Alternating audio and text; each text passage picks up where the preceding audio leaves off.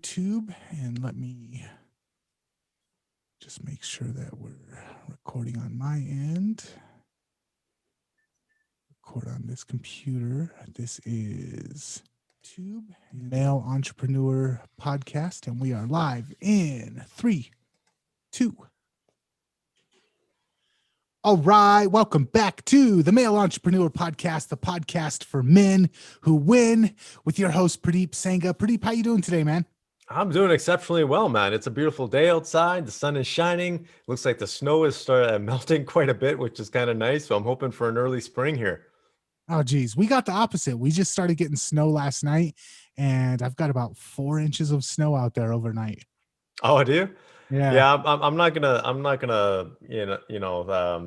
put out my lawn furniture and stuff like that yet. I think we might get hit by another snowstorm here. Typically, winter goes into March and even April here sometimes in Canada. So for those of you who like snow, come up and come for a visit. But I would say, you know what? I should take that back. I would say that if the borders weren't closed right now, the borders are closed too. So you're gonna have a tough time. So maybe wait to come up to Canada for a visit. So what do we got lined up for this week's episode?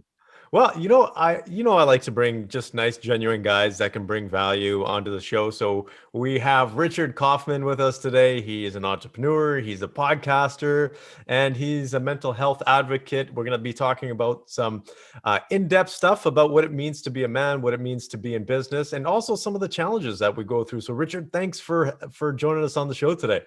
Well, thank you for letting me be a part of the Three Amigos. I appreciate. Yeah, you know what? Now that you bring that up, the first thing that I just thought of was that movie, right? Yeah, That's a classic, actually. I'm going to watch that with my kids today because I think they would actually enjoy that. yeah, it's a pretty fun movie. So, Richard, I know a little bit about you. Can you tell the audience in terms of your background story and who you are? Sure. My name is Richard Kaufman, also known as the Comeback Coach. I help people that are struggling with any health, fitness, addiction, or even business-related issues. I'm a recovering addict. I'm clean for over 32 years. Wow. I've been in the health and fitness industry for over now 33 years. I have 2 different podcasts that I do right now because I got hurt on duty in the military. So if you guys can see me, I can't see you because I'm blind. So now I just go out and try to help people that are struggling, tell my story and let people know that you're not alone. There's always somebody there for you. And if I can get through it, you can get through it. I have to commend you because, yeah, you're always smiling. And I don't think we appreciate what we have a lot of times in life, right? And when someone like you shows up, it really sets us into an appreciation mode. And I hope that the listeners, as we go through this episode, really take that into consideration and apply that through their lives for a longer period of time than just this podcast, right? Because it's easy to listen to your amazing story, which we're going to get into, and then go back into regular day life and forget about it. But I think before you start listening to what Richard has to say, this is for you out there, audience and the listeners out there, just really pay attention, incorporate, what Richard is talking about into your lives. Really take it in deep. This isn't just I got a frog in my throat here. This isn't just another podcast episode. This is actually someone that is speaking from the heart that actually has a lot to share with us. So Richard, okay, what you just talked about there. We can see you. Well, Nathan and I can see you, but the listeners can't. The audience can't see you, but you can't see us. You're blind. What happened? How did that happen? How did you get into the military in the first place? Well, I joined the military. Well, first of all, I was an alcoholic by the age of 12. I joined the military, became an alcoholic and a drug addict. I got thrown out the first time, rejoined, got back in, was about to be thrown out again at the end of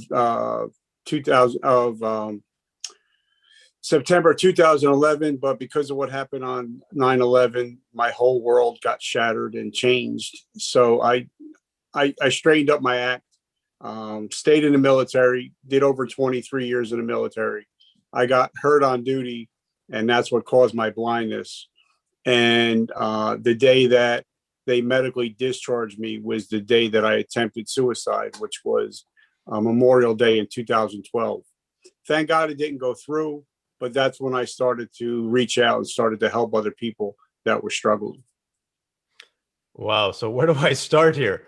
You talked about being an alcoholic at 12 years old. How did Yeah. that happen? Well, it seems like New Year's is a big thing in my life. My parents and my aunt and uncle went out. They went out for dinner, and me and my cousin, we found one of the bottles. I forget what kind it was.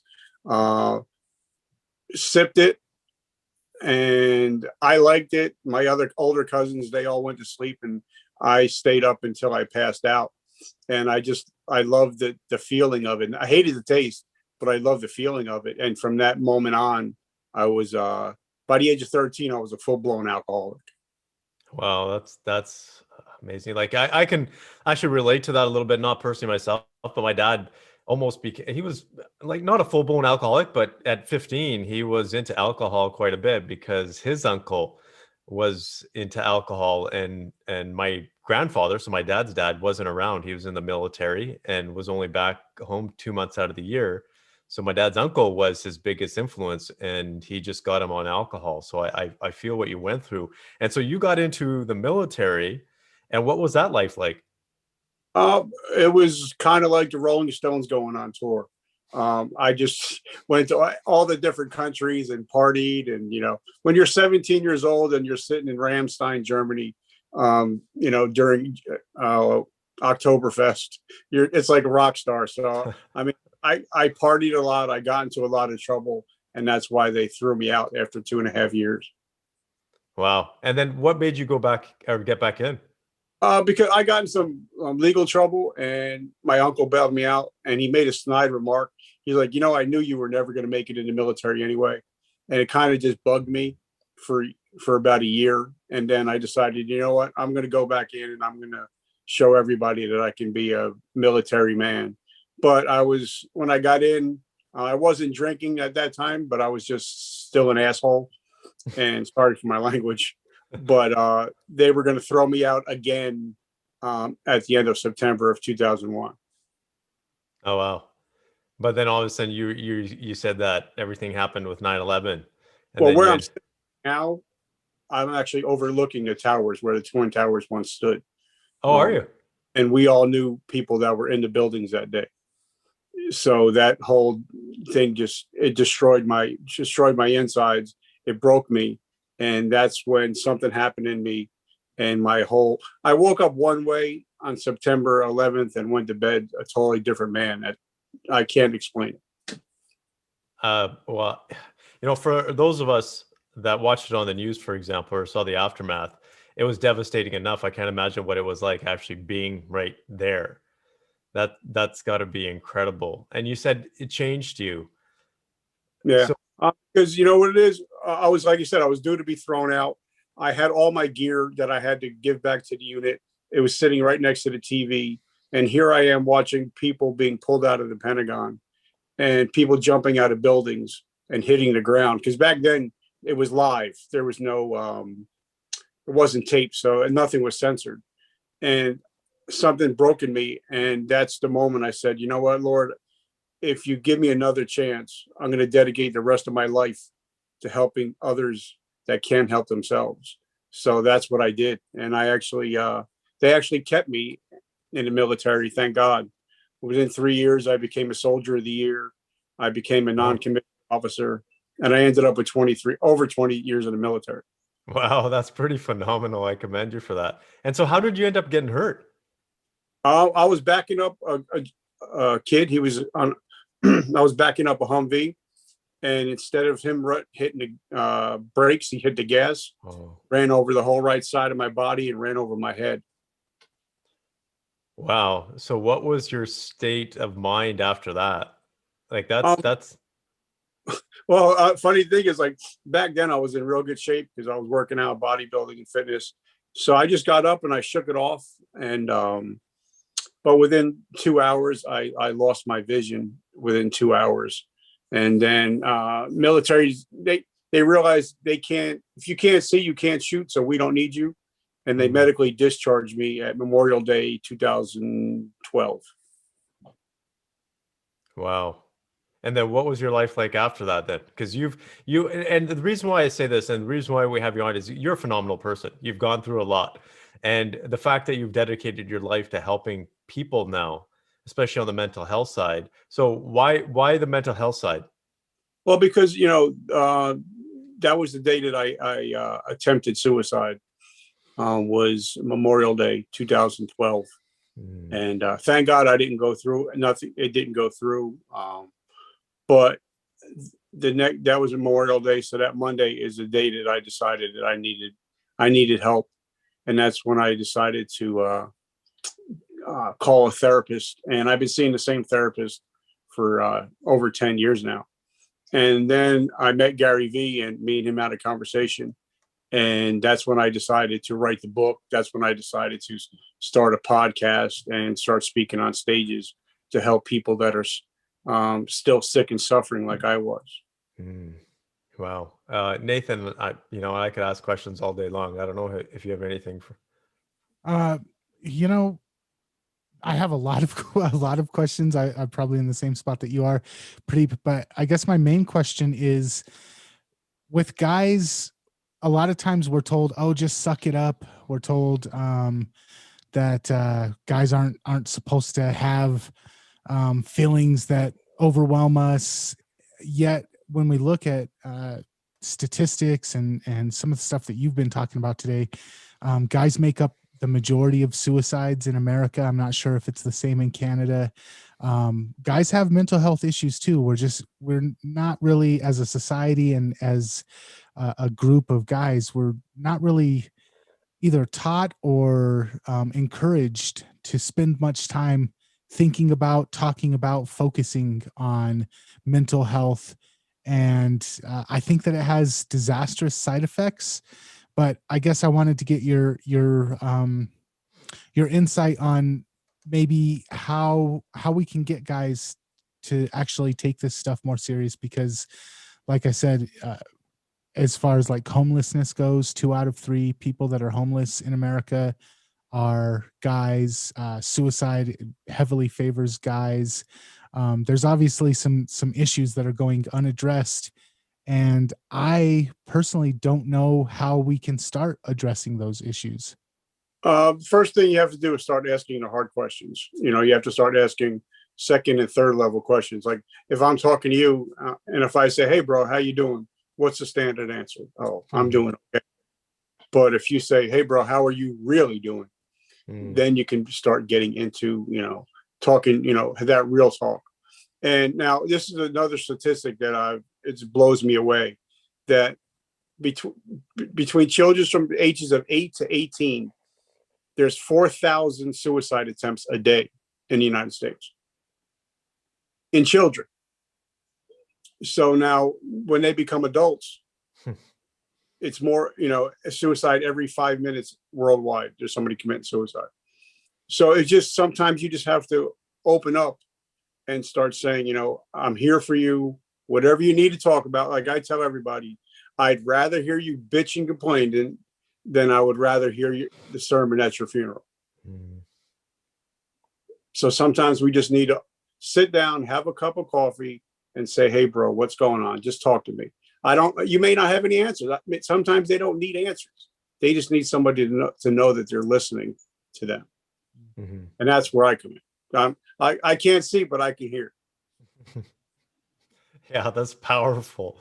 Are you seeing, or I should say, what similarities are you seeing, or are you seeing any similarities between, the COVID right now, what people are going through, and whether they've gone through something in the military or other mental health challenges? Are you seeing a lot of people suffering and going through challenges right now?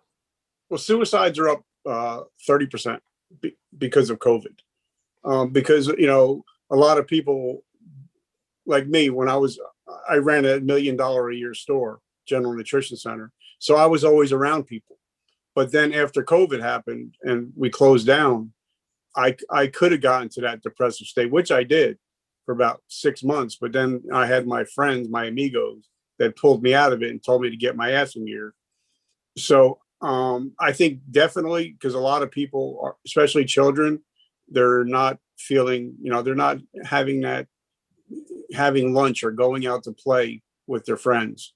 So I think COVID, it's a big issue definitely nowadays. But now also, again, as an adult, I can't, for children, it's harder. But if you have a smartphone, there's no reason that you should not be joining groups. You should not be joining Clubhouse. You should not be going to different places and talking to different people. There's no excuse not to. You just mentioned something, because from a social media perspective, I personally have a love-hate relationship with it. It's great if you know how to use it. It's great if you know how to control yourself and your habits. Excuse me. But Thank you. It's great to, it's great from the aspect that you talked about, right? To actually reach out and actually use it from a constructive standpoint. So how does someone do that versus actually get caught up in social media like a lot of people do?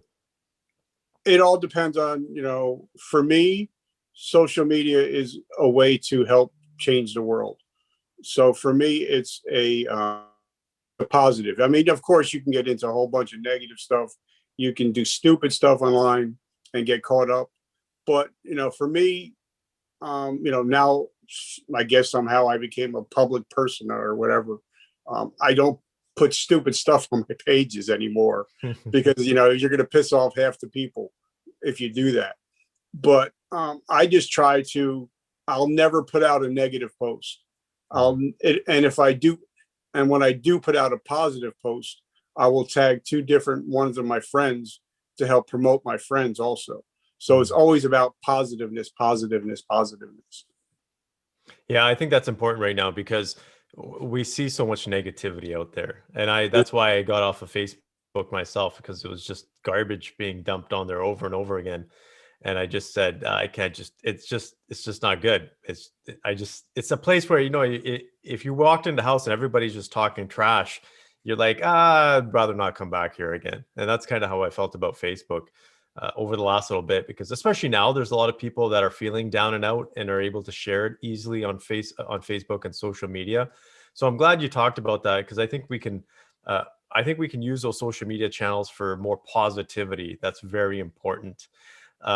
What is one technique or tactic that you would say that is the most powerful thing to get yourself out of the challenging moments when you have those challenging moments? I would say that there's people counting on me. And I don't ever say that being, with an inflated ego, but I feel that, people, being the comeback coach, I have to be able to come back.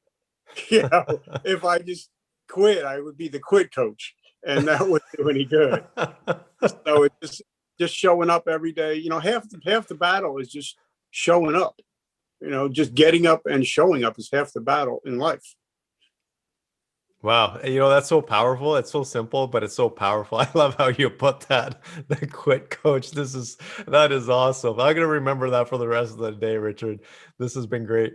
So where can the audience go to find out more about the work that you do and even your podcast? Well, my podcast is I got two podcasts. One is called Vertical Momentum. The other one is called Success, Your Why Powers Your How. Or what Gary Vee told me, make yourself a hashtag. So if they go into their toolbar and hashtag the comeback coach, it'll come up on every social media channel that I have. That is awesome. Thank you so much. I want to thank you, Richard, because you are just honestly just a genuine guy, and you give us hope, and you're smiling with everything that you've gone through, man. You just inspire me. So I want to thank you for that. Well, I want to thank you, and I also want to thank you for coming on my show, and it was such an honor to have you come on my show. Yeah, my pleasure. So Nathan, let's close this sucker out, man. Man, it's such a powerful episode. Thank you so much, Richard, for coming on. The comeback coach. That's amazing. Purdeep, if people want to check out more of this here podcast, where's the best place to go? Yeah, definitely. First of all, check out Richard's work. That's the first thing I want to say. Definitely check him out, especially if you're feeling some challenges, you want to get that insight, go and check him out. If you want to check out more of our stuff, go to youtubeformen.com or mailpodcast.com. Awesome. Thank you guys, both of you, for a phenomenal episode and an amazing story. And until next time, we will catch you later. Till next time.